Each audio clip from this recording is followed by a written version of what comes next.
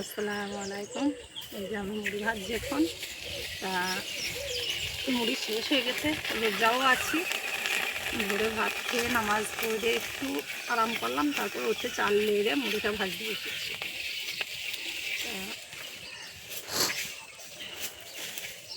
মুড়িও খুব ভালো হয়েছে,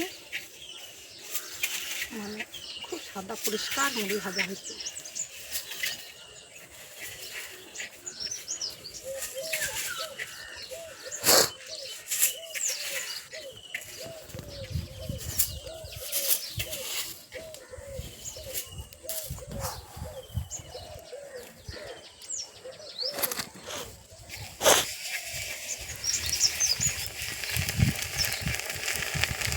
মুড়ি ভাজছি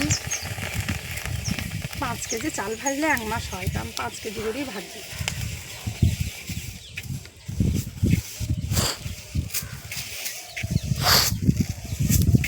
পাঁচ কেজি চাল ভাজি 1 মাস হয়, চোখ মুখে দেখতে হয় না। প্রচণ্ড ঠান্ডাও লেগেছে আমাকে।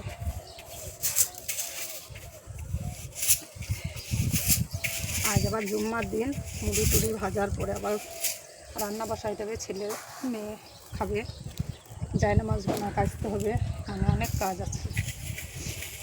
তারপরে তখন গোসল টোসল করে আবার কোরআন শরীফ পড়বো, নামাজ পড়বো, মানে অনেক আজকে। আর রাত্রে অনেকটা রাত পর্যন্ত জেগেছিলাম, নামাজ পড়েছি তো চোখ মুখ সব বসে গেছে, চোখ দুটো বসে গেছে আমার একবারে। রাত জেগেছি, সবে কদরের রাত ছিল, নামাজ পড়েছি।